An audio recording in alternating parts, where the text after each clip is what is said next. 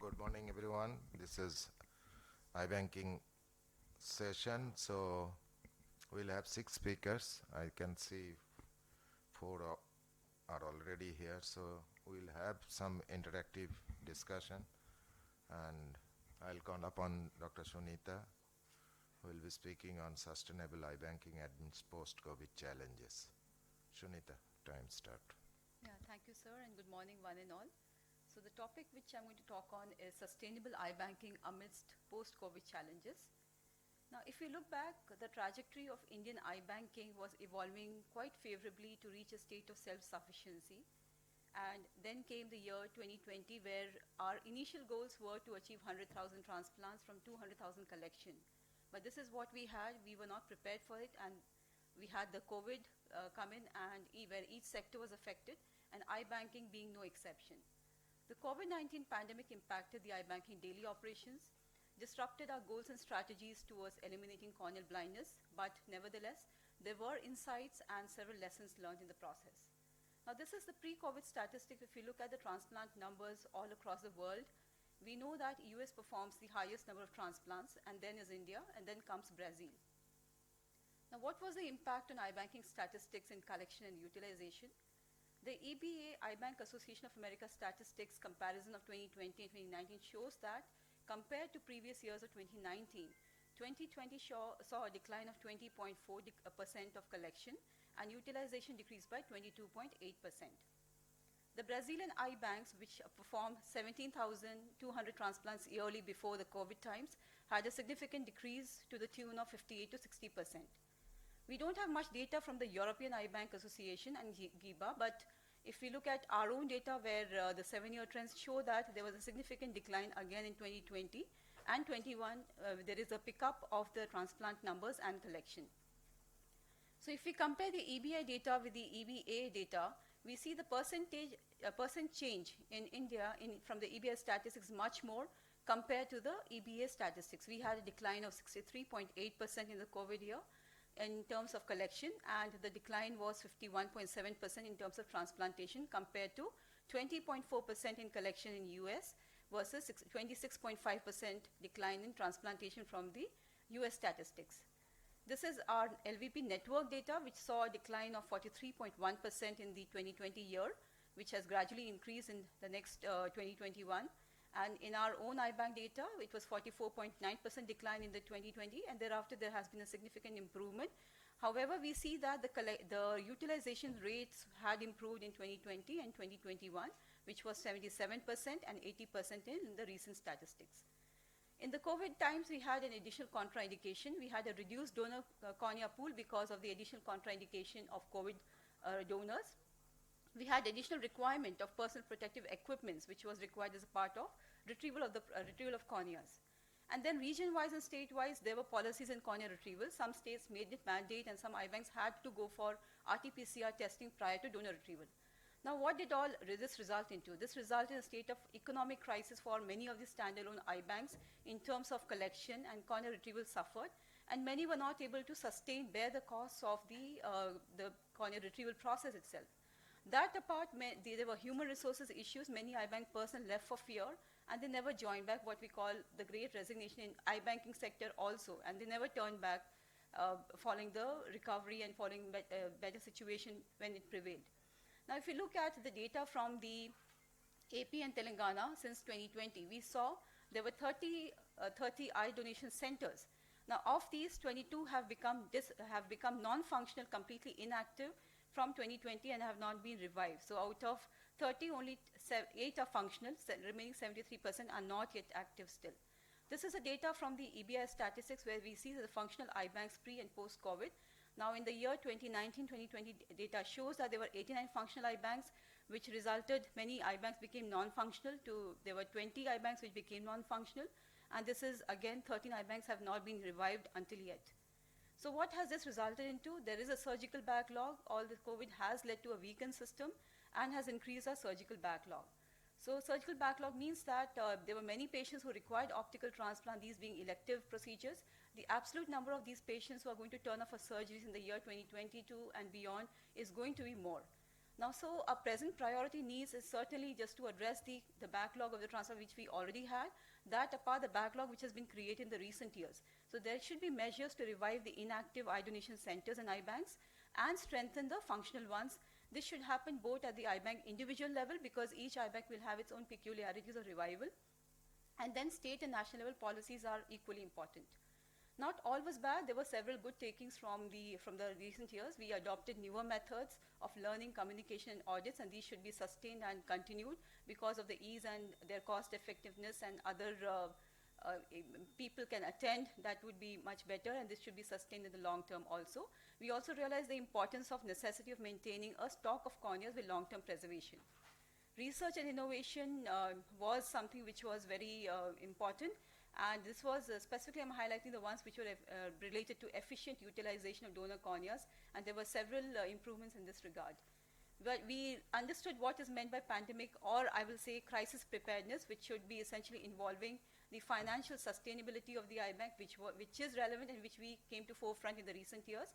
We should look into ways of human resources retention, the training into multiple roles, which will be good for long term. Remote methods of quality assessment, which was required in the pandemic years, and this should be always also go on for future.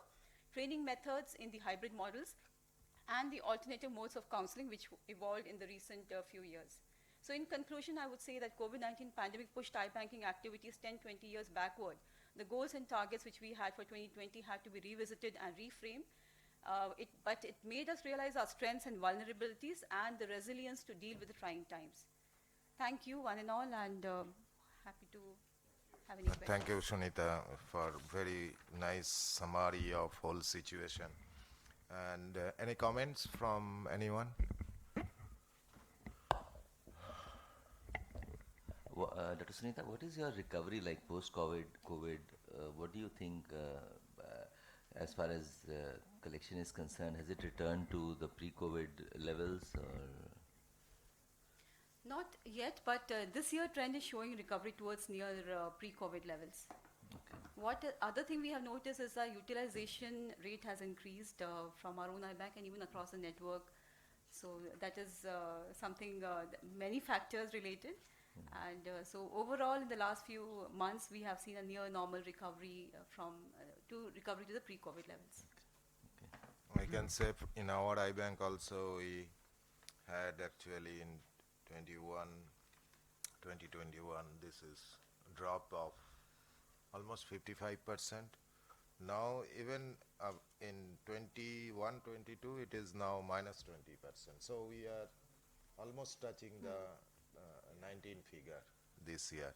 Even the Monisha, I think you have very good recovery. I visited your iBank and it is very good recoveries. The trend is again back, but we do not know. Again, there might be some drop because of increasing cases of COVID for last 4-5 days.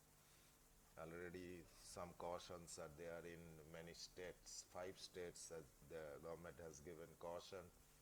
And there will be some kind of panic again with the iBank technicians and among the general population. What I believe that again there will be some dip in June, July, something like that. But the utilization rate, yes, in 21 we have 108% in utilization. Yeah. But 21 we had almost 97% utilization. So everywhere the utilization rate is above 80%, above 80%. That is also good because we need tissue.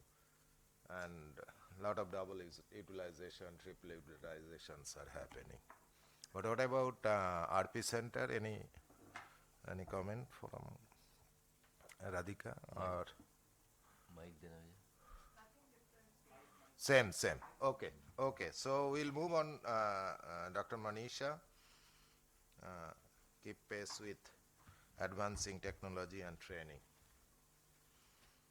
So, at the outset, I want to thank EBAI and AIOC for giving me this opportunity to be here.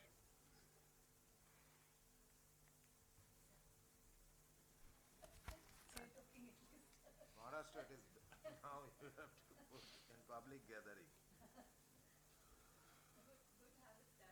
Yeah, I would say that. Actually, most of us have forgotten that there's COVID and yeah. No, actually, I'm so much in a habit. Actually, I forget that it's people are not wearing. I wear it even then. So, thank you again for the opportunity to be here, and thank you, Dr. Basak and Dr. Rajesh, for chairing the session. And there was a lot happening again. What Dr. Sunita had said before, we were taken aback by COVID, and things have changed definitely. But we all know that iBanking has a long and impressive history, having enabled millions of vision restoring surgeries. And I think 20s have seen a lot of revisiting of iBanking even in the quality level. So it's not all about numbers anymore. And we know traditional iBanking has been like a lot of all the activities being done by the doctors, and it led to a lot of chaos in the iBanks, and it used to be difficult to manage. And now iBanking has changed like the rest of the world. We are no more using rupees, we are all using digital. So what's happening, it's now a professional cadre with most of the iBanking activities taken care by the professionals. When I joined iBanking, it was just the 5 pillars, but as I have progressed in iBanking, quality and other aspects of iBanking like pre-cut tissue preparation and amniotic membrane processing also became part of it. If you look at this reference model of the iBank, these are the 4 core activities of any iBank, and how to take it to the next level and how to train becomes important. So SOPs and training are the key to standardization of any process, and if we have good SOPs and change them and make it a dynamic entity and change it as per the need of the hour, it becomes easy. We have to start training, and we have to do the right thing the right way, right away. I learned it from Dr. Rao, and I really like this equation. And documenting becomes very important in that. So preparation of SOP should be in compliance with regulatory requirements and prepared by focused group rather than people not actually on the field prepare it. It should be by them who are actually at the field, discussed and reviewed by all stakeholders. Yes, we do have 2 medias currently being used, and again, what I was talking to Dr. Basak, we need to discuss about the availability of these medias also, as this remains the EBI session. Integrated quality program is very important for any iBank. How do we get that? Some is on paper, but if we really have to implement it, it can just be through trainings. And that's where I come back, that training of the staff on SOPs and quality documentation practices is very important.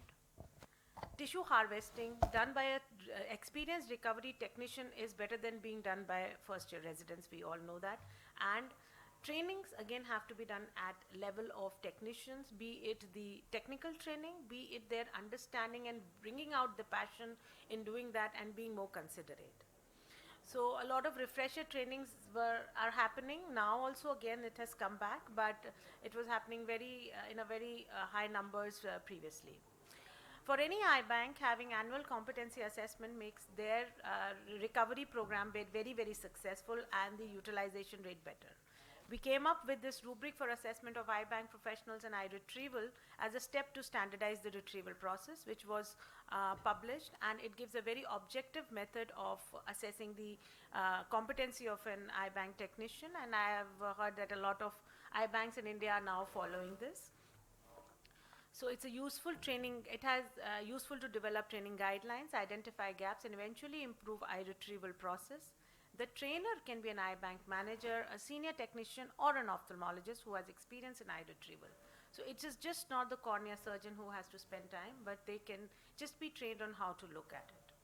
So these are the trainings which are happening by EBI, and with a little pace got less because of the COVID. And we also did this comparative study from a US iBank, wherein their technicians and our technicians underwent the same workshop, and they found that their steps of problems were a little lens checking over there, and we had more of the conjunctival removal and the irrigation of the cornea were one of the steps which are not being followed very, very carefully. So incorporating such training modules also improves the utilization rate, but also standardize the entire iBanking process. We need to train the trainers. This was a very effective workshop which happened in 2009 Bangalore EBI conference. And these training workshops, again, recovery technician, has to be taken up by the senior technicians. It has to percolate down the hierarchy of the iBanking, wherein they go there, and these are the residents of KGMU who are being trained by the by the technicians, and I think Anurag can identify from this workshop. So screening and evaluation again are important, and evaluation technician can definitely do much better than the doctors evaluating the tissue. And now most of the eye banks have gone to that level. Apart from that, the workshops with HCRP partners is important, and they are, because they are the ones who have to understand the need. Then motivational trainings for the iBank staff. They are in a very morbid environment, so they need to be, I mean, again and again motivated that what they are doing has an impact on the better, good for the humanity they are doing. A lot of centers now have pre-cut center facilities, but we need to percolate that training again, and it should go to all the iBanks. So these training procedures, trainings have also happened in the past, and we are also planning it now in the future as well, to do these trainings by experts, and so that the managers or the senior technicians can go back to their iBanks and actually translate.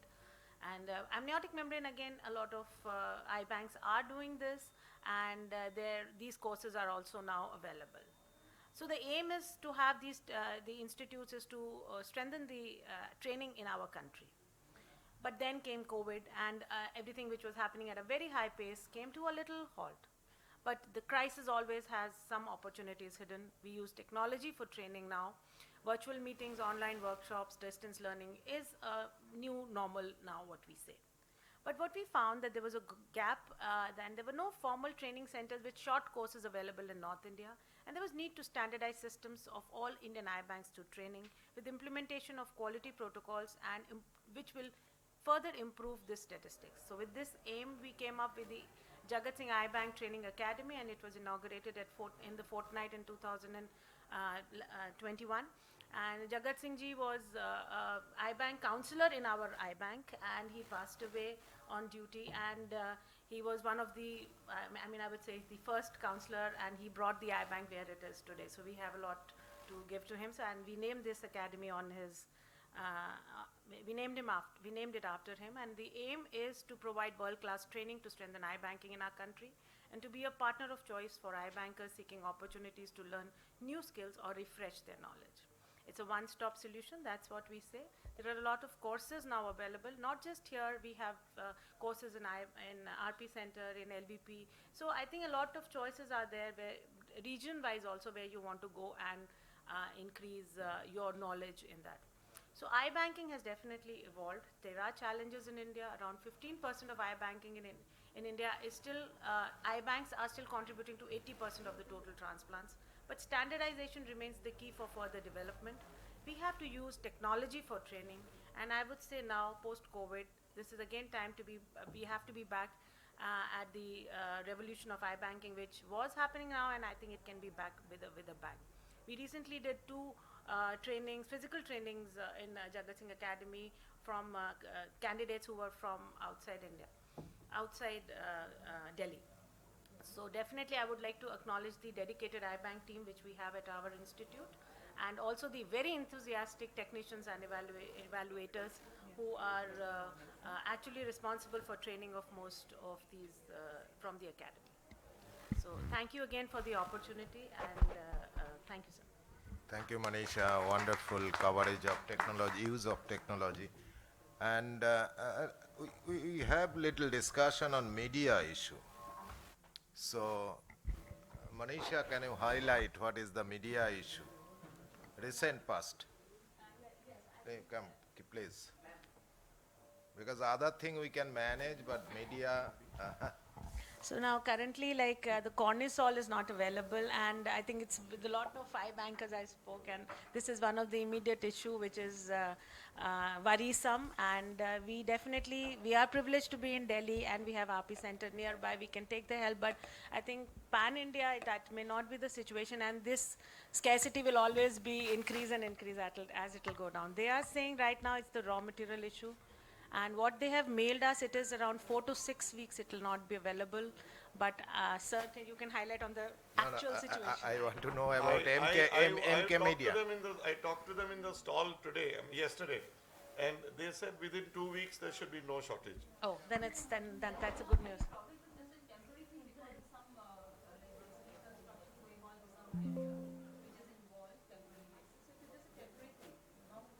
But even It's for not the a raw material, according to them, it's not a what raw the material. mail we got, an official mail from their side, what we got was 4 to 6 weeks because of some shortage. I have the mail Yes, with me, so- and that's what it is there. I do not know. I mean that's Anyway, this is yes, what they yes. said yesterday to me at the What stall. about MK Media from Ramayamma? No, we are talking about No, Cornisol. we are talking about Cornish. She is talking about Cornisol. And what about MK Media? To temporary. That is. And what about RPC Media? But for our kind of iBanking, we do not get RPC Media. That is one of the problem. The Cornisol problem, sir, it is due to raw material. I have talked with the chief boss, Okay. and the problem with CDS, chondroitin sulfate. And probably it will be expensive when they Bring it procure, because whatever they had earlier They finished. exhausted. And now there are only two sources of CDS across the world, and you know that they are using the best source of CDS like Viscot. They are using the two sources from shark's fin. One source is actually destroyed by nuclear blast in Fukushima. So other source they are making it higher price because that is the only source available, because they are not using synthetic CDS. They are using the only natural CDS. So that is the problem. Probably it will be available. What Manisha is saying, that maybe after 4-6 weeks, but the stock is not there. It is same with our iBank. So probably we can go, and MK Media. So temporary, I was discussing with her, probably I have to go back to moist chamber method for a few days. Because 2 weeks from your side, 4 weeks from their side, we have only say 10 vial stocks or 15 vial stocks. So it will exhausted within 1 week like that. Yes. So in this condition, can we use the tissue culture media like Delvecos and other thing? Because we are in a very You have to talk about practical thing. yes. And Condition where we don't have tissue culture media from where you will get it? no, we can make it at our center. We make Delvecos modified eagle essential media for amniotic Oh, no. You are. Supplemented on daily basis, so that would be a very tedious process. The best practical solution would be to just shift their licenses. But LK media is also not there. Medium is not a problem, it's just a matter of 1 week. 2 to 3 weeks. To, In that period, I'm just telling you. Only 1 week now. 1 week from now, moist chamber for 1 week. that is actually the problem is there. Yes. Again, you know, everything is getting a little delayed. But my problem with the moist chamber, sir, you're saying our technicians don't even know hold back eyeball. I know, but that is probably that will for EBI will provide videos for full chamber, for full eyeball in English. Even I need to learn that. Good old days. We must be having videos. In fact, half of our idolation centers are still working. will be speaking on advocacy planning to target the goal of eliminating corneal blindness by 2030. Sorry about the change. There is there's a heavy clash, especially for this 9 to 10:30.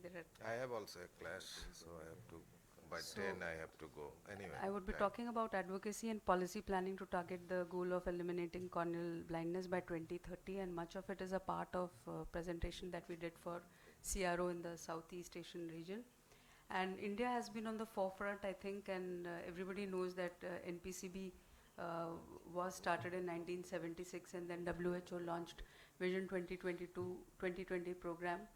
And cataract remains the leading cause of blindness, and of course in the latest survey it has been very clearly shown that corneal blindness is second to cataract, and in the younger age group, probably it is the commonest cause of blindness. So if we look at the global distribution of blindness and visual impairment, there were 48.2 blind people in 1,000 per million population as per the CRO. In India, you have about 53 million. Again, I think everybody is aware of this, which shows the leading indication for corneal transplantation reported by the 98 countries, and for us, it always has and been infectious keratitis, whether it is healed or whether it is active. Now, the sustainable goals, the United Nations Sustainable Development Goals for any program or for visual program is that in general, the poverty reduction has to be there, economic growth has to be there, employment to education, gender and reducing inequalities should be there, and it should be whole of the government approach to vision and include eye health in their implementation of sustainable development goals at the national level. Now, these were in fact studied in relation to CRO, but they do apply to India that I've talked about, and so good health and well-being is the way to go. Then of course quality education is required, and reducing the inequality is also very important. Now what has happened is actually there has been a difference in the availability, accessibility and acceptability of the eye care system, and in many countries including ours, eye care needs are greater in rural areas, but services are only provided in the hospitals in the urban areas, and this thing even shrinks much more for corneal blindness. Now there are various innovations and strategies to address the challenging of corneal blindness, and one would be in terms of availability of donor tissue, and most of us are doing, but this still needs to be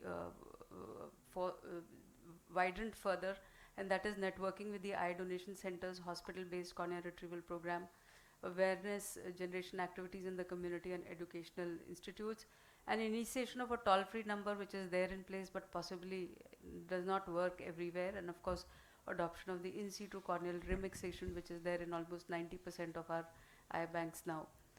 Long-term media preservation is required, and we've come to intermediate term, but I think long-term is something where we can focus upon, and we all are doing one cornea for more than one recipient, and of course we should develop protocols for problems that can occur after a graft, because whatever has been done has to be preserved also. Then maybe we will have to look at our priority list again and include the fellow eye status also, which most of us, some of us do use, but many of us do not use. And shortage of skilled corneal surgeons is there. The training program for surgeons in keratoplasty is required because of the pandemic. This again took a toll. The research of the eye banking has to be again revamped completely, and one has to explore of synthetic constructs and other available modalities as an alternative to corneal transplantation. And I think something that is what we are lacking, we don't have it as we would want to, is the cornea transplant registry, just like the other continents and other countries have registry, like Australian registry. Availability of the law related to cornea donation is available in all CRO countries, including India. And policy changes are required favoring the corneal donation, and one is the, we've talked about it a lot, but it still has not materialized, and that is the mandatory, the required request law and the mandatory death notification. So all should be notified to the nearest eye bank for eye donation counseling, and required request law is something which again needs to be reinforced which is not there in our country. Then I think first person consent makes the decision, who makes the decision to the organ or tissue donor legally also needs to be changed, and this can change the number of the donor dramatically, as the pledges will actually convert into donation. So somebody who's already pledged should automatically convert to a donation.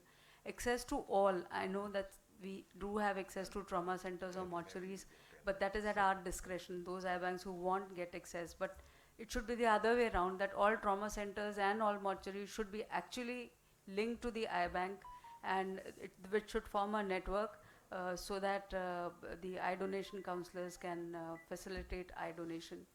Then another thing is that the telephonic consent, if it is given a legal status, like a call center approach, will be useful to counsel the family members, and this will directly impact the actual number of the donation. And of course, partly this has been done, but the cost coverage of the cornea donation should be much more than what it is there right now, and what is desired is in fact several times or several folds greater. The National Donor Registry is something again that we have to look into, which has not been done, and National Waitlist Registry would be the way to go, and so EBI, NOTO, NPCB should form a nodal agency to maintain such a registry. Now, if you look at, this is just comparison of the various Southeast Asian countries as to what are the issues adopted by the select countries, and this also includes India, and we are primarily lacking in the registry and the mandatory death notification. Now, the government has done a good thing, and I think amendment of the Central Motor Vehicle Rule in 2018 is indeed a laudable step. But even this can be also linked not only to the driving license but also to Aadhaar card. And because this is the most frequently used document for identification of purposes, and this de facto will become the National Donor Registry. And this information about the intent of a donor will flow to the point where the knowledge is actually useful and where it can be utilized. Now, this is just to show how we did try to advocate the same, and this was also published in Indian Journal of Ophthalmology. There are various key factors for successful advocacy. It is important to do high quality research, to generate data so that you can do advocacy, to make it in a position so that you can help the government to change the policy, and one has to be accessible to the policymakers, and one has to be interacting with them constantly. Again, it is important to build relationships, to be entrepreneurial, and to reflect continuously on how you should change your strategy, or what should you engage, what you should want to do, and what is working. So to conclude, the potential of cornea donation and transplantation has yet to be optimized, and the control measures through policy do exist, but they need enhancement further. And to resolve the problem of corneal blindness, countries need to fast track their own policy changes, including our country, and a well-designed regional governance framework needs to be put in place to coordinate the individual national efforts in matching the supply with the demand. And the more organizations they come together, the message goes further and disseminates amongst each other. Thank you very much for your kind attention. Thank you, Dr. Namrata, for a very nice coverage of the topic. I think advocacy is key as far as iBanking is concerned, and advocacy in relation to policy, that is, I guess, the way to go, I think, maybe. I think we have Jashwant Bhai here, who has made a video film for this same purpose that Namrata is talking about, that advocacy, and we need the required request and the mandatory consent provision. I think if you want to show the film now, you can do it now. You have the film with you. This is Namrata. You have the film? I've sent on WhatsApp to you. I have got it otherwise.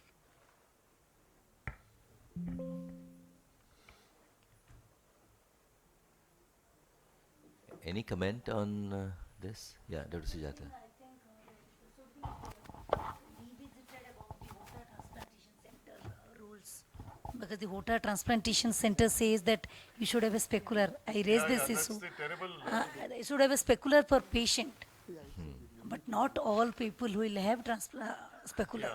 So I think that needs to be We discussed revisited. this about in Pune a couple of Yes, years I ago remember with that. Dr. I- Radhika, and that time Yes, they yes, had madam felt, was they there. had felt strongly that it is desirable. Yeah. But not, it should Now not it is be mandatory. But Yeah, the it is issue that mandatory. many of these states are making it mandatory. Yes. But the other thing is Specular microscope. specular. But the other thing is, yes, Specular microscope is mandatory for a transplantation center. I think it should not be mandatory. I totally agree with you. Dr. Azad was in charge of the committee, and that time there was this decision, and I had strongly said that it should not be. But the experts at that time felt that it is required. Generally, what tends to happen is the problem happens is because some people want to exclude other people from doing Yeah, things. yeah, The problem is not with the authorities, the problem is with us. yeah. It is us ophthalmologists only who are the problem. But- we need advocacy So we need get to that have word advocate. changed Yeah, to it's not desirable, required. not Exactly. mandatory. There's absolutely no need for corneal transplantation center to have a specular microscope as a mandatory requirement. However, what the government will be prepared to do is have a new chapter, and we can easily change this in the rules. Form 15 can easily be corrected. It's not a problem at all. So it can easily be done, and it should be removed, I feel. It should be made desirable. It should not Desirable, be, yeah. mandatory. For a No, corneal but the- transplantation center. For an there's a eye catch bank, in it that. should be mandatory. eye bank, it should be Yeah, mandatory. for eye bank, Yeah. it should be mandatory. For corneal No, no, transplantation but, center, no, but it there's a should be catch in that, ma'am. desirable. You can have a sort of a MOU with any other center Yeah, which is that's having understood. specular. So that can That be is done. understood. Unfortunately, Yeah. many states don't allow this. Yeah. Okay. Okay. You should say access to a specular microscope. Otherwise, in Yeah. one city, you'll have 5 specular microscopes, which is a waste Yeah. of resources. Yeah. So we should have access to a Access specular to- yeah, microscope for yeah, an eye bank. The other problem is those eye banks who don't have a specular microscope, they again don't want to be called eye donation center. So the problem is us only actually. It's not with the authorities. It's no, it's easy for you to say that, Manisha, but you go to the peripheral area, there are places like, for example, Pondicherry, there's Ames Pondicherry, there is also Jipma Pondicherry, there is, there are 3-4 other eye banks there, and they're all functioning. Now, do you want them to shut down, or do you want them to change their name to an eye donation center?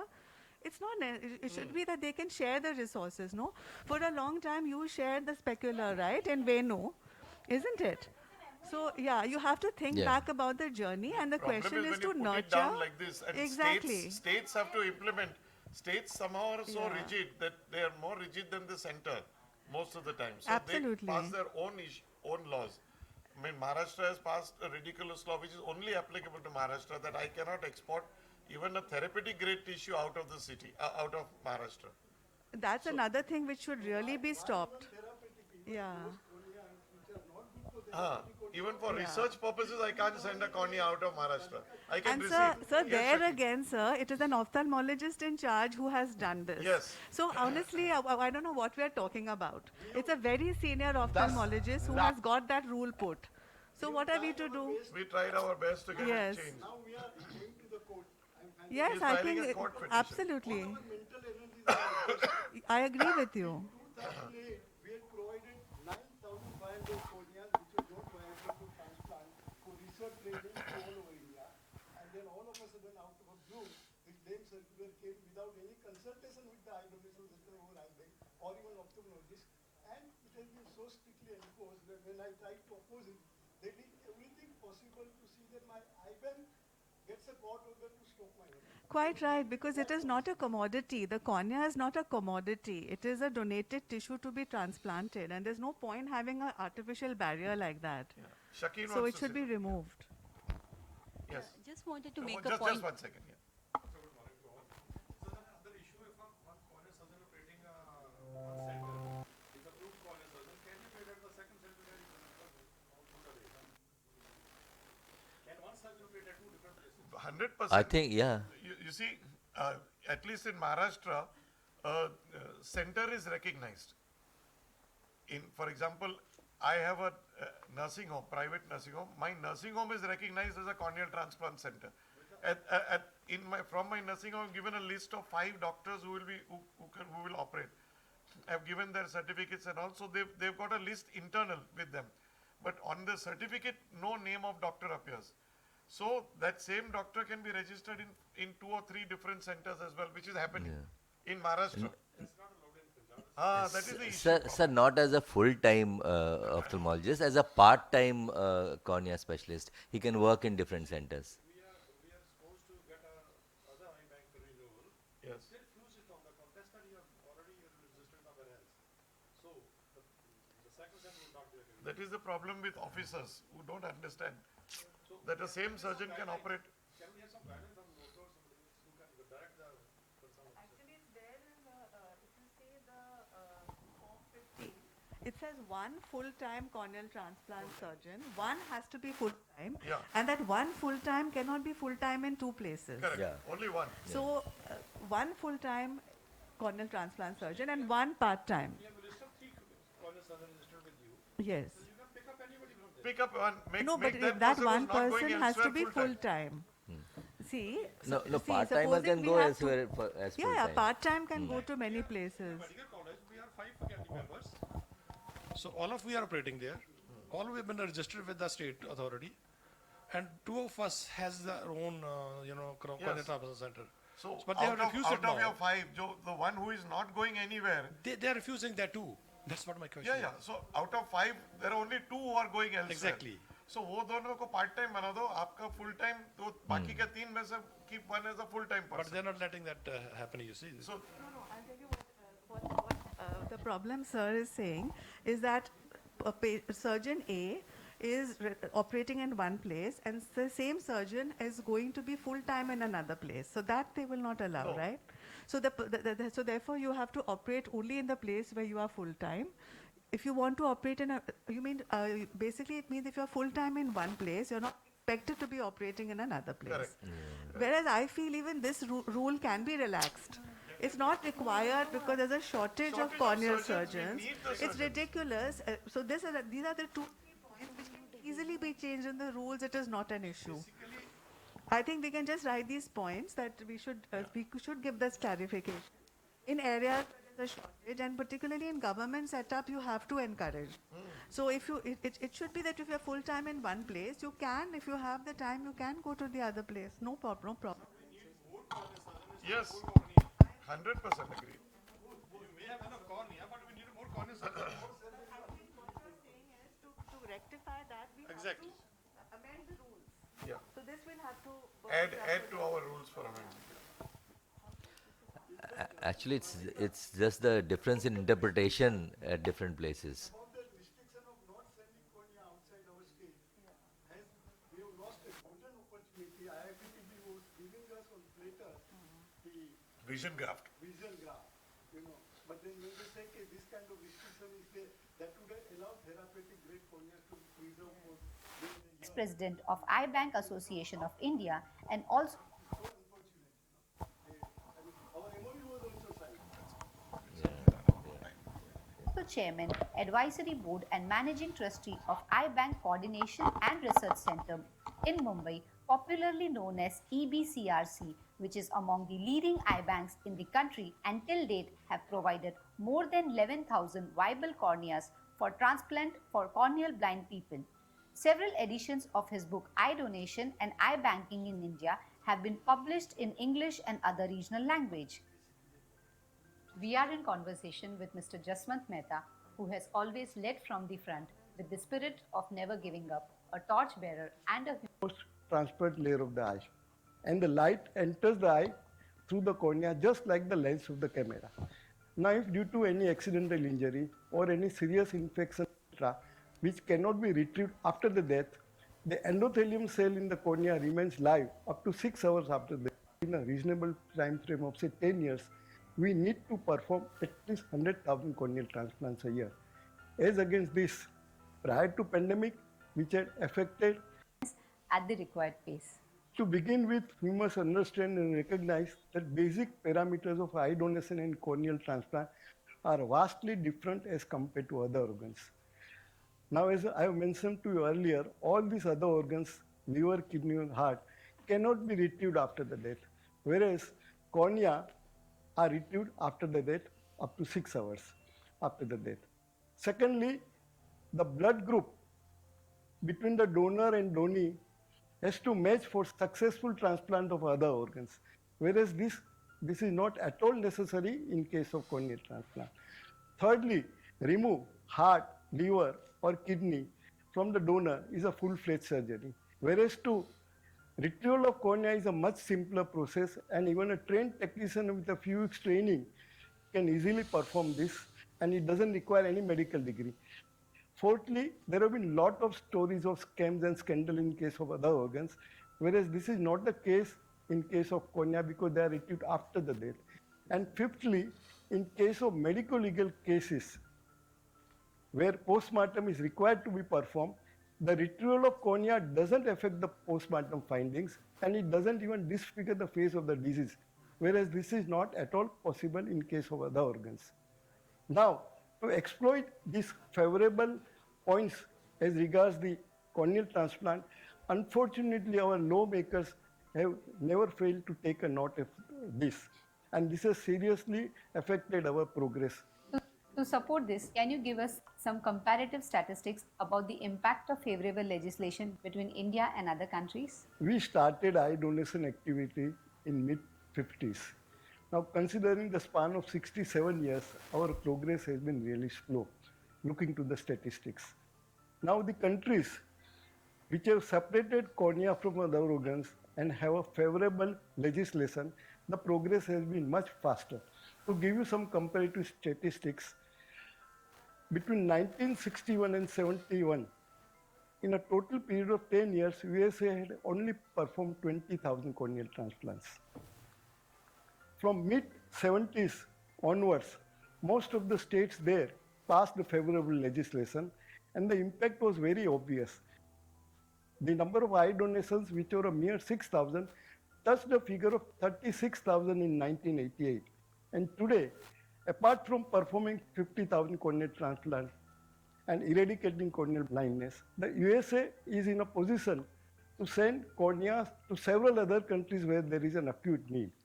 Last year, that is just prior to the pandemic, they had sent 20,000 good quality viable corneas to other countries where there has been acute shortage. Presently, we have Transplant of All Human Organs Act, known as TOTA, which covers transplant of all human organs, including cornea.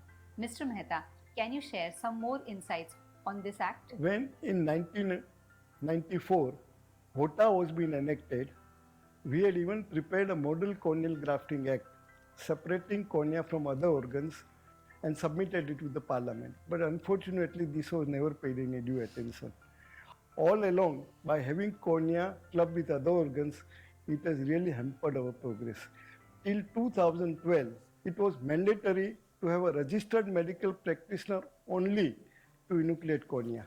This was a major obstacle because in case of large number of home deaths where cornea was to be retrieved, it was a very difficult exercise to have a medical practitioner who will spare 2 to 3 hours from the active practice to go to the home of the disease to retrieve the cornea. After all our persistent efforts, in 2012, HOTA was amended and it permitted the trained technician to enucleate the cornea. And for this, we are grateful to late Sri Desiraju, then Health Secretary, Government of India, who took lot of pains. Now, except for this, the cornea is still clubbed with other organs, and we have no provision for required request and presumed consent. These two provisions have helped several countries to achieve a much faster progress. In case of required request, as per the provision, it is mandatory to request for eye donation in case of every death. And it has been found that if the request is made, even with little motivation, in at least 10% of the cases, the relatives, the next of the kin doesn't mind permitting the eye donation. Now in Bombay alone, there are 70,000 to 80,000 deaths taking place every year. Even if we are able to retrieve 10% corneas out of this, it will come to 7,000 to 8,000 as against our present number of 1,500 to 2,000 eye donations every year. Now, as far as provision of presumed consent is concerned, it permits removal of cornea unless there is a pre-recorded objection in all medico-legal cases where post-mortem is to be performed. In Bombay alone, we have more than 7,000 post-mortems performed every year. Even if we are able to retrieve 30 to 40% corneas out of this, the number will be 3 to 4,000, and this will be good quality corneas as compared to the corneas retrieved from the old age patients, as most of them are from younger age group. With both these provisions, the USA and several other countries have progressed much faster. In fact, from the information I have gathered, in USA, in some of the states, these provisions are so strictly enforced that if they are not complied with, there is even a stringent provision of suspending of the license of the hospital. So, Mr. Mehta, before summing up, we would like to know the future line of action. Well, for and on behalf of I-Bank Association of India, all along we have been representing to the Health Ministry and Law Ministry to have a separate favorable proactive legislation for corneal transplant and eye donation. We have even written to our Honorable Prime Minister Narendra Modi in this regard, and we hope sooner it is enacted, better it is in the interest of the country, as it will not only help us to eradicate corneal blindness in the soonest possible time, but will also make India a world leader by having surplus corneas which could be sent to other countries to help other countries where there is an acute need, such as Bangladesh, Malaysia, and several other African countries where there is a huge long list of corneally blind patients waiting to get a good quality cornea to get back their vision. Padma Shri Dr. Gulapalli Rao is the founder chair of LV Prasad Eye Institute, which is among the premier eye institutes in India. He is the recipient of several national and international awards. He has received 5 honorary doctorates from Australia, UK and India. He is also the founder member and former president of becomes opaque. Corneal transplantation is the only way to restore sight. For this to occur, we need a healthy donor corneal tissue. Donor corneal tissue of good quality is made available only by the creation of a vibrant corneal eye banking system. One of the major requirements for this is that will then enable corneal transplantation across our country. Its efforts are indeed laudable.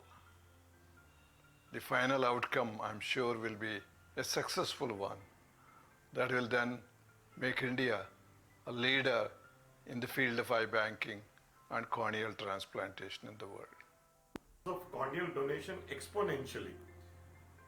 We reiterate that we must delink the corneal donation laws from those of other tissues because the requirements are totally different. Therefore, progressive laws need to be initiated like the required request and the presumed consent laws which are available in other countries, progressive countries. This will really help the movement. Donation and corneal grafting surgery. It is indeed important to separate.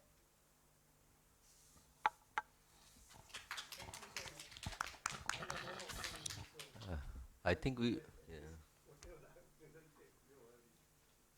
Very, very nice, and just wanted to raise a point. I think the law nothing will work unless it is made a law.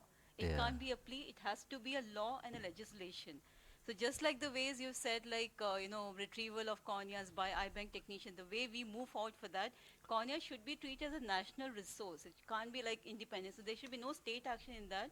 There should be a legislation for retrieval, and this should be very uniform all across the country. That is the only way, because there's no reason for India to say like we are lacking corneas. We can, the way the people are motivated, driven, and the way things are, I think I fully agree to your video and points. In 2008,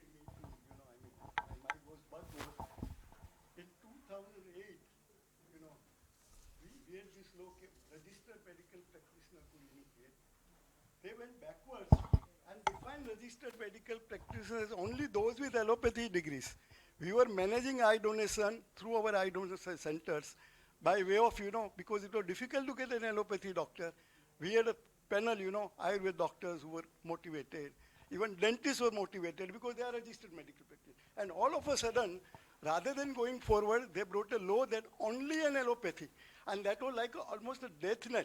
Bombay, we are almost on the verge of, closing down eye banking. It was just next to impossible. And that was that point of darkness, whatever you may say. We received a so-called notice. Some of your eye donation centers are getting it done through Ayurveda doctor. We have proof. And they demanded huge sum of money for violating, because the violation of HOTA can imprison the person. That was so bad. And that was that point of time we rushed to Delhi. We came in contact with Desi Raju, and at least was kind enough to have a trained technician cadre. And even for that required request, he was helpful by sending instructions to all the states. In that medical course for that certificate, at least you should have a column for eye donation. In Bombay and Maharashtra, at least it has been enforced through a court order. But even the court order, unless there is a law back with the court order, things don't work out so smoothly. Thank you, sir. And actually, the way forward is to make the roadmap regarding this change of legislation. We move forward now, and we have our next speaker, Dr. Hitendra Ahuja, and he will be talking about creating awareness amongst masses, innovative approach.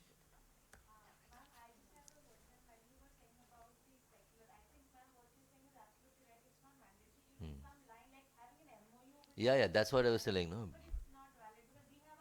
No, in Delhi it is very much valid. That I can assure you.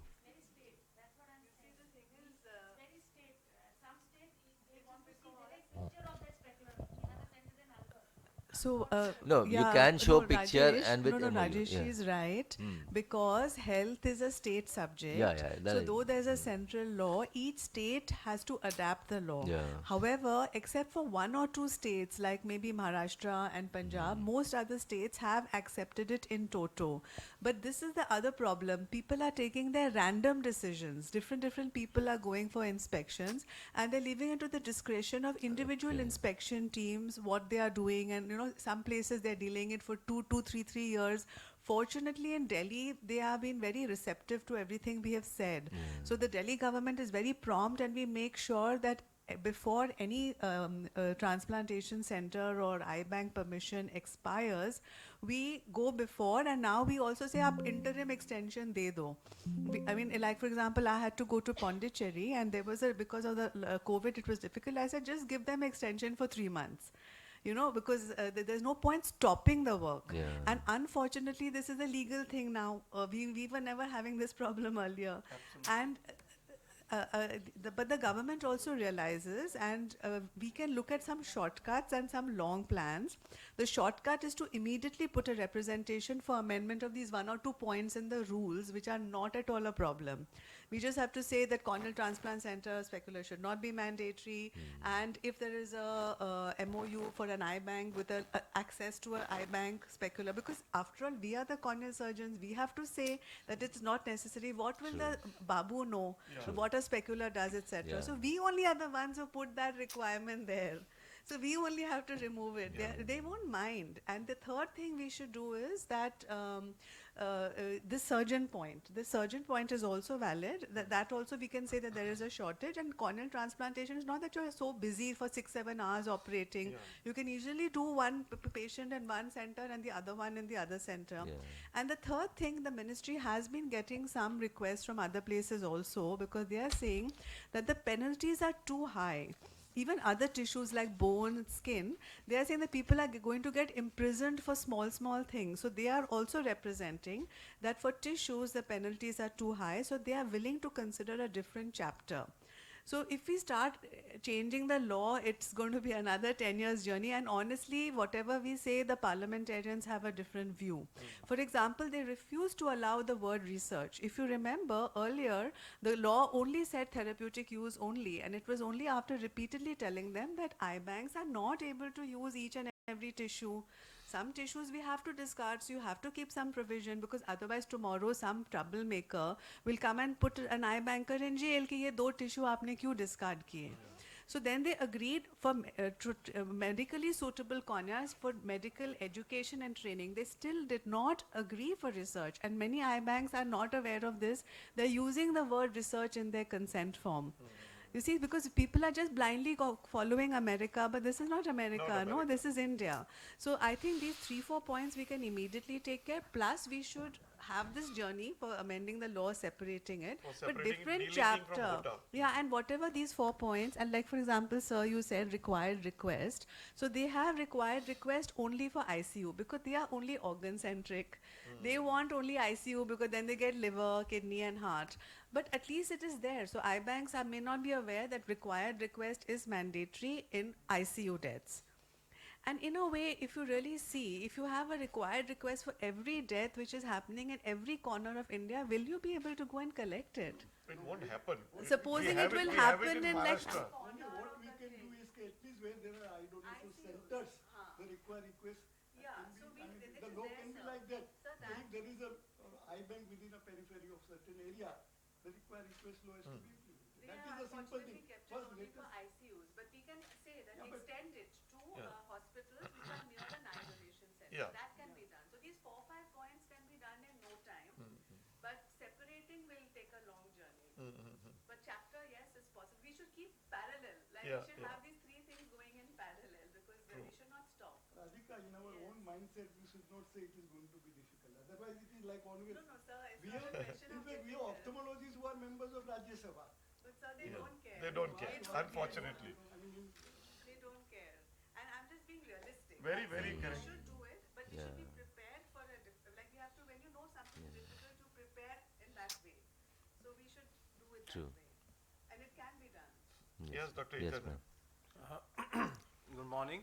I'll be speaking on how we created awareness of eye donation in city of Gurgaon.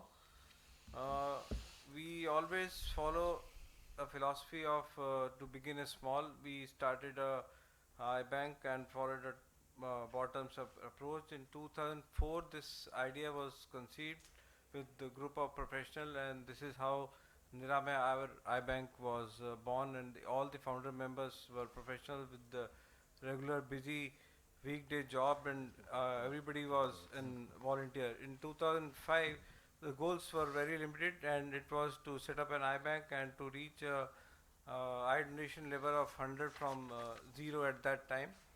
So we had a lot of legal challenges. We registered as NGO, then we followed up with district health authorities, then the state health authorities, and then a regulatory body which was not there came into shape, and with series of inspections and interaction with health ministry, government of Haryana, our eye bank was finally registered. And then was the financial constraint, which was at that time supported by an industrialist. He donated for the infrastructure of the eye bank. We also launched a concept of Drishti Mitra to have a community participation in which everybody has to pay rupees 100 and for the eye bank working, and subsequent effort to receive financial support with the government of Haryana. Finally, we got an specular microscope at that time, which was a big challenge. And but all said and done, when we started working on the ground, it was the complete lack of awareness we found, and there was no large hospital to run HCRP in Gurgaon. And when we reviewed the literature, it's been very clearly mentioned that awareness is a challenge, and if it can be tackled, the eye donation numbers can be increased, whether it is South India, North India, East India, everywhere, all the parts basically have the same issues, and even the rural India has the same problem. And there were superstitions involved. It was not the part of family, it was not the part of social city or family culture. Everybody said, why me, why should I donate? They were unfamiliar with the simple procedure of eye donation, and there were no local institution at that time who were kind of talking about this cause of eye donation. So we launched a concept of Netradan Chetna Abhiyan in year 2005, in which we involved all the religious spiritual leaders around Gurgaon, the RWAs, the social bodies, and we also organize poster making, slogan making competitions in schools. In summers we went to parks to give them the message of eye donation. We arrange seminars, conferences, and we also put these pledge forms at the retail outlets. The cinema hall, the local network was promoting this cause. They were telling that eye donation is very simple. And then we organized big events like Run for Vision with Virendra Sehwag in 2009, and Walk for Vision in 2020 with Delhi Devil teams, the IPL team, and we basically roped in various organizations of the society. We arranged talks in the corporates. We gave information kits to the volunteer, and yes, 100% response to all calls at that time, 24/7 by our eye bank was very important. media was always there to support our cause. Whatever we retreat, whatever we did, whatever transplant we did, everything was highlighted, and this ultimately helped us to further give the message of eye donation. These are few of the glimpses of the awareness campaigns that we have been doing all these years in 2009, 2011, 10, and then 15. Mm, this is how we celebrated the eye donation fortnights. We had school talks, we had community talks, all to raise the eye donation level, and this has really helped over these years. But then came COVID, and then the physical, all these physical programs, physical things were not possible, so we went online. We are part of the Saksham, which is also a NGO, basically working in the field of eye donation, and this is how we invited the important people who were working in this area, and then the Kamba came into light, and that was a 14-day program at that time, and that involved 35 states, 43 prants they call in all these districts, and then online pledging led to a pledging of about 3 lakh, more than 3 lakh of pledging at that time, and this was the valedictory function, which was chaired by Honorable Union Minister of India, and this was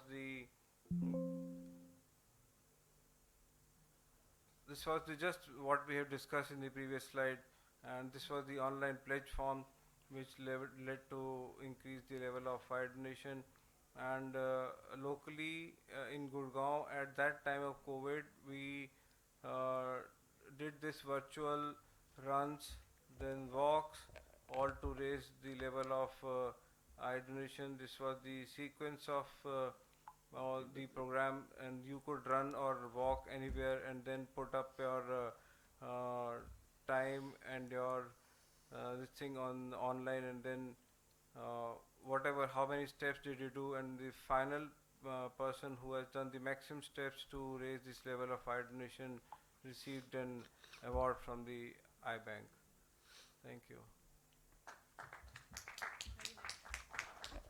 Thank you, Dr. Hitendra. Yes, it is absolutely true that if there is a will, there is a way, and no matter where you are, rural, urban, or wherever, usually it's a small team of dedicated people, not necessarily eye surgeons, who get together and promote this as a movement, and then it goes by leaps and bounds. Many eye banks in our country have started really, really small. I remember, I think, Dholka, where they used to go to the cremation grounds and pick up eyeballs and things like that. We have Dr. Sujata Das talking about managing expectations, eye banks versus corneal surgeons. So while Sujata is putting up her slides, can I just make a point? I feel, in a way, sometimes I feel that maybe few people of us are sitting in a room and we are taking decisions on behalf of everybody. Instead of that, can we have 2 Google forms sent, one from Cornea Society of India to all the corneal surgeons, mentioning these 2-3 points, because see, they may be wanting a cornea from an eye bank where the specular is mandatory. So we can check from there, like from the corneal surgeon's perspective, what do they want? And then to the eye banks also, what are the legal hindrances the eye banks are facing? Like we know, but some people may or may not be, bothered. So we should send this so that we have the data. Like for example, whether we go for the journey of the whole law, It or will whether help us in our the rules. advocacy when we can Yeah, show this. exactly. So we should send it out and let say, if they say don't go for the rules, go for the law, then EBAI can go for the law. Radhika will do both. Yeah, Both are both. easily Both doable. should be done, Google form EBAI doesn't and take Cornea time. Society of India. That will make it stronger. Yeah. The voice, as Mr. Jaswant Bhai said, Yeah, that yeah. we have to aim for the best. Yeah. So let's apportion the duties. Samar will do it for the Cornea Society of India, and Dr. Vanati will do it for the Eye Bank Association of India. 2 Google forms to be constructed. So let an EBAI functionary do it, either Namrata or Rajesh. They are the EBAI office I just bearers. picked up those who are here. So No, that no, sir, no, don't. no. It's Vanati is very presumed busy. consent. I'm not freeing Vanati for non-unit work. She's got a lot of work to do in the unit. I'm not freeing her for this extra work. Okay, we'll talk to Namrata or Rajesh for this part, and Samar and I will do it for the Cornea Society. Okay. Yeah, good morning. I mostly maybe my talk will be biased as a eye banker, but maybe people can give suggestion what do from the surgeon point of view they think. So all of us know that eye bank and cornea surgeon are linked between donor and recipient. When the armamentarium of function of eye bank is expanded, similarly there is a paradigm shift of cornea transplantation. The contraindication changes with time. So this is in general structure of eye bank where all the cornea surgeon who does not have a in-house eye bank, they should know this is the structure. So cornea surgeon may be in-house or a solo private practitioner or their institute practice. So what is the expectation of surgeon? So this I could think of, maybe people can add because there's not much of literature. I'll show a survey.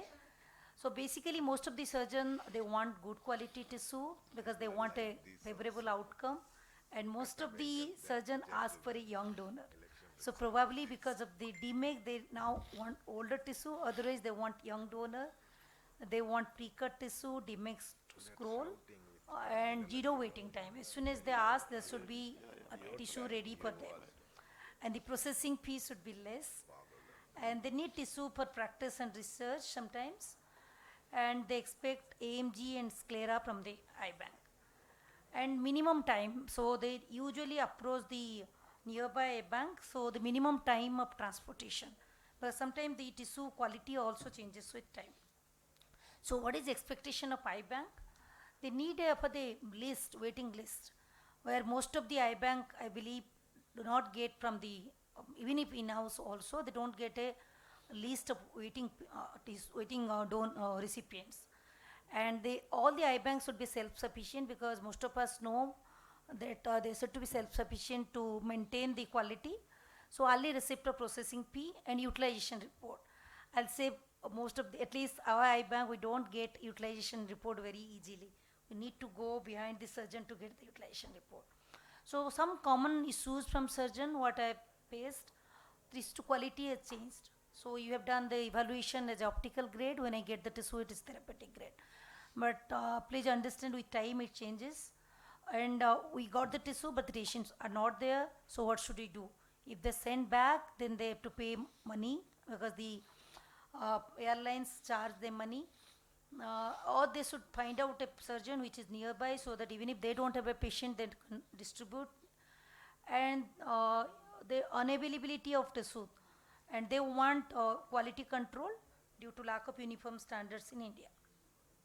I could get this paper where they have done, it is EBI, but I think most of this may be applicable to Indian scenario. So they did a survey for 61 cornea surgeon and 45 from United States and 11 are from outside country. So most of them are satisfied, that is completely satisfied, somewhat satisfied, around 75% are satisfied. So the questions are there unmet present need? If so, what are they? So most of them feel that there's no unmet need. The next is prepared tissue for DSEC and DMEC. So for them, lower cost is the least requirement. So future anticipated eye bank need, again more required for DMEC scroll, followed by preloaded tissue. Again, lower cost is the least requirement. So present tissue imported, many of them again in US, this is 59% did not import tissue, while the others, they import tissue. Patient registration, even in US it is not there. Expectation not met yet is ideal would be centralized. They also want that centralized list in the cloud. And cornea donor pleasure will be in the online register. However, the expectation usually met is ability of eye bank to give realistic estimate of time. And adherence to quality of standard, most of the time it is they stick to SOP and grade by qualified technician. However, the transparency in maintenance waiting list is not met yet. Again, maybe Indian scenario also same. and regular report to surgeon about number of I. The surgeon expect there the number of I receipt, process and distributed rejection. I don't know why the surgeons outside they want this from the eye bank. And quality processing. Managing infection is usually met and tissue checked at each stage of process chain for safety and fitness. Especially dissect, they check it before they send it. And discard rate, again surgeons want the discard rate and protocol deviation rate, maybe to check the quality of the eye bank.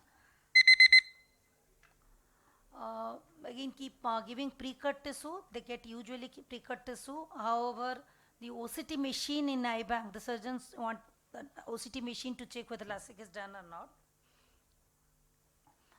And quarterly meeting with surgeons using tissue that is not there, and regular surgeons from surgeons using tissue. This is also not met. Again, expansion of roll up eye bank. Most of the eye bank they send scleral button and amniotic membrane, and provide wet lab for practicing keratoplasty. Again, the surgeons do not get for research or practice. So from RIB, we have distributed lot of cornea across the country. So it started with 20 cornea in 1989 to 78,642 by 2021. So I could gather this, I thought this is the solution, but most of the solution are from iBank side. Use of long-term storage solution so that the surgeons who are taking, they have enough time with them to, in case one recipient is not available, they can go for the next one. So the planned surgery and early distribution of local surgeon. If you are not utilizing, rather than sending back to iBank, you can have a local network where you can send the tissue, and maintaining standard, uniform standard across iBank. We should have a software like the surgeons in US, they want what are the tissues available. They can see the tissue available in iBank, and priority based distribution iBank can follow that. If somebody is asking for a child or one eye, they should give priority, and national distribution system definitely helps.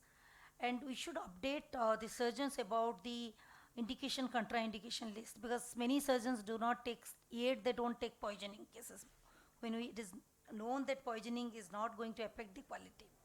Thank you. So you can add to the list, or anybody has any experience from surgeons or any expectation from surgeons. Shift it to Holdi.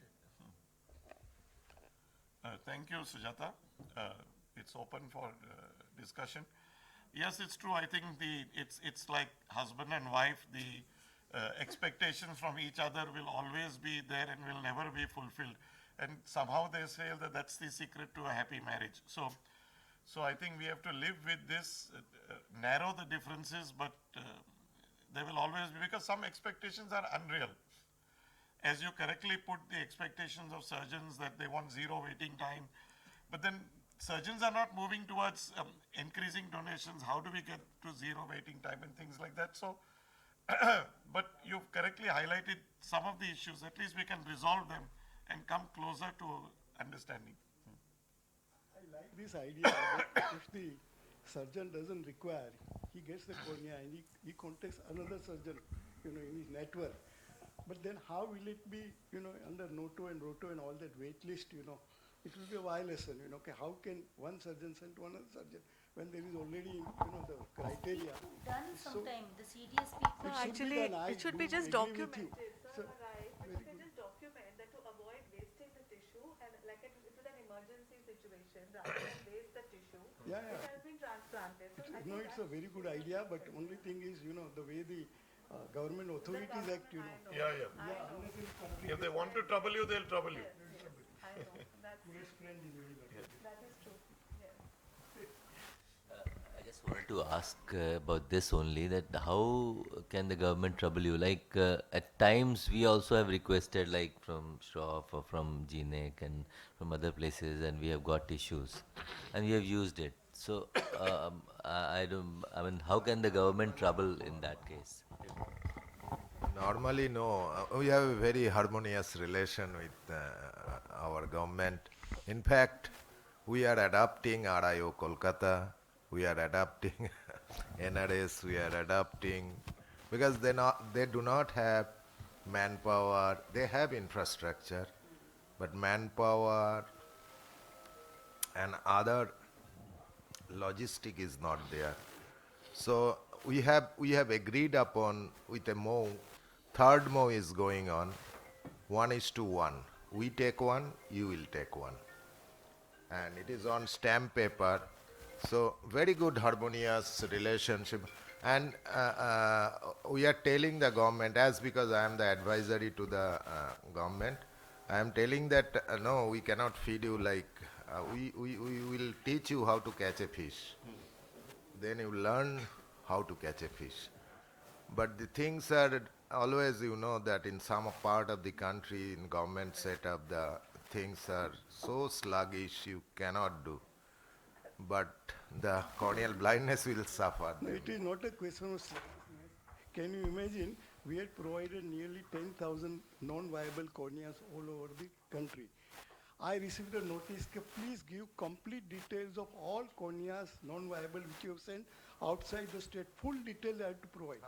1 month my staff had to work. Fortunately, we had all the letters. All corneas sent outside the state were non-viable. You know, this is where, you know, it really toll on you. Why the hell you are involved in I-banking? Rajesh, while you were away, just to inform you that the entire room here took a decision that Rajesh and Namrata will be creating a Google form which they will send to all EBAI members. Dr. Radhika will fill you in on the details of what form you have to create. And Samar and I are creating a similar form for the Cornea Society of India. He should know about it, so you will fill him in. Okay. Okay, if there is no other matter, we'll give up the hall in time. Radhika will guide you. Yes, sir. Every year they are asking for registration for 1 year. Yeah. And this is something because it is almost 5 years. The inspection is done for 5 years, but every year we have to send the letter to them. They keep the letter. The Babus want something from our side, and every year we have to get this. You have to seriously sit with them and discuss the issue. We have Go above, go above. We have 5 years. Sir, in this respect, I just want a small letter from iBank Association of India that this is for 5 years, and No. this is just a recommendation. I'm not saying this The is health is ultimately state matter. I agree with you, sir. So they will not. If they What I want to say, as per the recommendation of the iBank Association of Letter India is recommending that once the inspection is done, it should be given for 5 years and not 1 year. That's just a recommendation, and we will put this before the Babus and the authorities and say, sir, you cannot give it for 1 year because as per the recommendation, it is for 5 years. That's I all my think request. There's no harm in giving Yes, that. yes, sir. That's all. Yes. Good morning, sirs. Sir, I'm from the state of Bihar, which is still in a very fledgling state as far as iBanking is concerned. And I'm from Patna Medical College, and Patna Medical College has just started an iBank in 2018, August. And to date, we've been able to do mainly through HCRP and small amount of voluntary donations, 115 cornea retrievals, and 117 cornea retrievals and 88 cornea transplants. We have in-house cornea surgeon. Some of them, of course, have been transferred out, but we still have one who's continuing with it. Now, the issue that we are facing, very small issue, is that we have been getting our media as Cornisol from Orolab.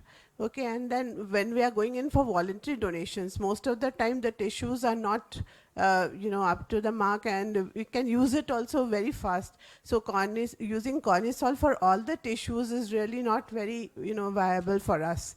So we were wondering if there's any method where we could get MK media from, say, RPC, or we could, at a lesser cost than Cornisol. So it's costing us about 9,750 rupees for 10 vials of Cornisol from our lab. So was there a method that... Have you contacted LV Prasad?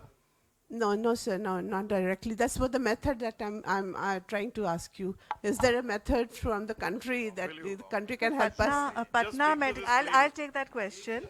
Patna Medical College is a government hospital, Yes, it's isn't a government it? hospital. You get it free from RP Center. Free from RP Yes, Center. you have to MK write media free from RP Yes, Center. MK medium as well as Cornisol. RPC makes Cornisol equivalent medium called Extrasol, which is given free to all government iBanks all over India. So you just have to write to Chief RP Center and you will get it. Okay, sir. So I'll be Done. contacting Rajesh. sir. Done. Thank you, sir. Thank you so much. That's a big burden Okay. off our heads. Thank you. We break now. Thank you so much. And there's coffee outside. I'm so sorry, Patrick. I did. Yeah. Go ahead. Apologies. Yeah, in the interest of There was time, a I cross won't on take your much. name here, so. No problem.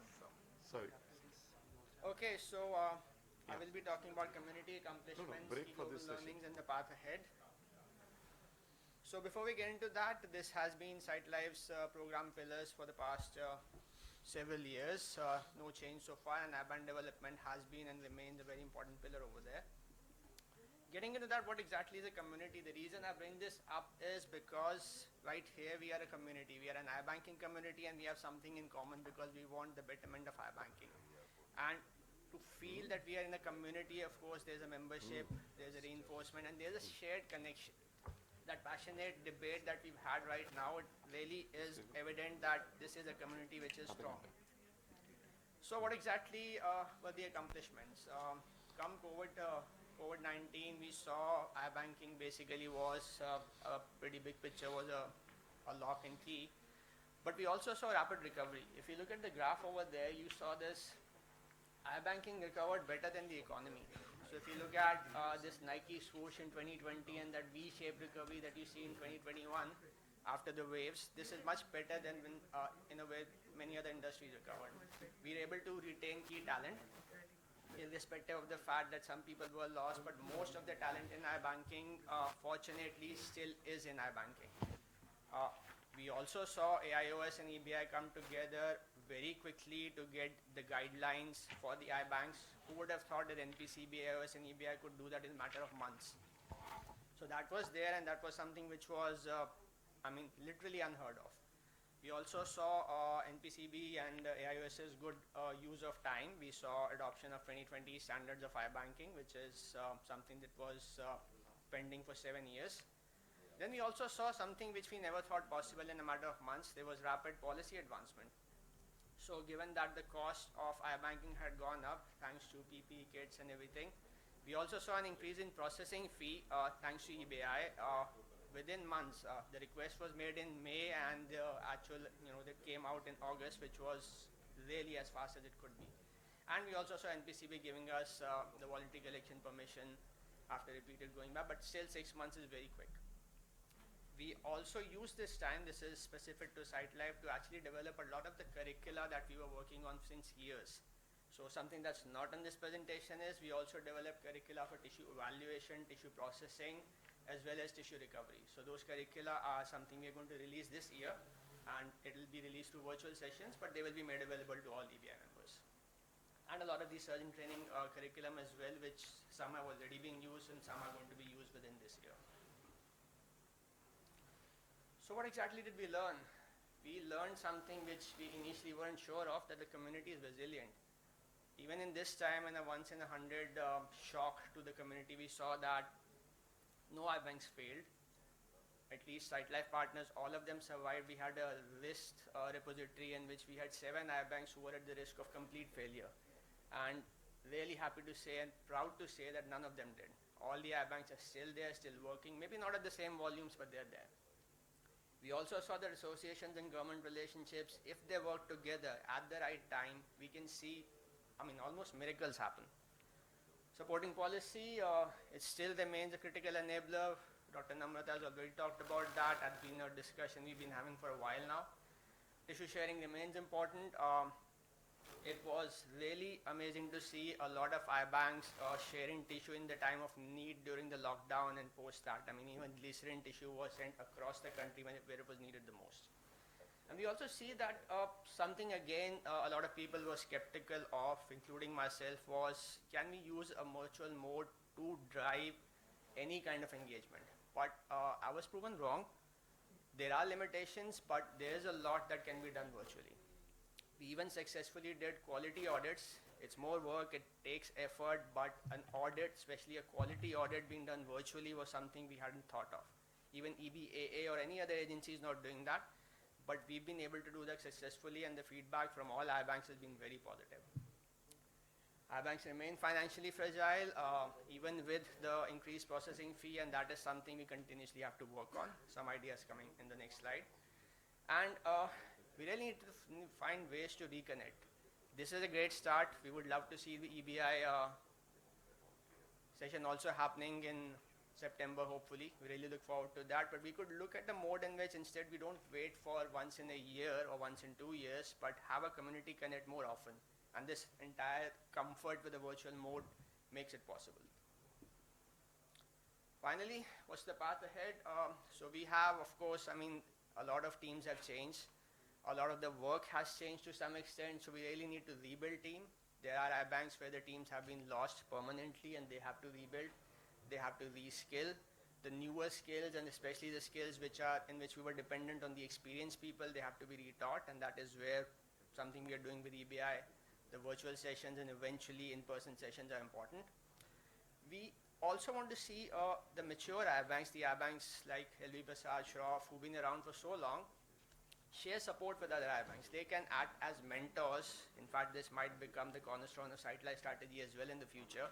So they can act as mentors to other iBanks. So as the status you chain that so many iBanks are still not even started back. So organizations like LV Prasad, Arvind, Shroff, and so on can help do that. And SightLife is, of course, here to help that. Then we have the 2020 iBanking standards, but there's no way to implement it because there's no incentive tied to it. And one of the ways in which we can actually have such an incentive would be to realign tissue processing fee from collections to utilization. Many, many years ago, NPCB came up with the idea of providing 1,000 rupees for collections, but we think the time is ripe to change that incentive from collections to utilizations. This is a debate we want to have. There is already a proposal in the works with EBI and Vision 2020, but that is a debate that we will continue to have to see if the time is right for that.